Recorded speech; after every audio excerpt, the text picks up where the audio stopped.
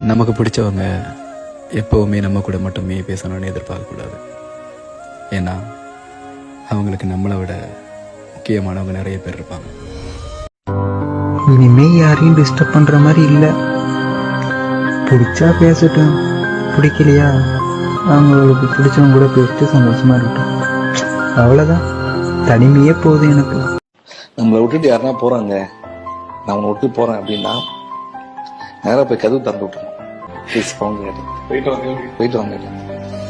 இல்லை நான் கதவு லாக் பண்ணிடுவேன், கூட்டிட்டு வாங்க. போகணும்னு டிசைட் பண்ணிட்டாங்க. ஓகே.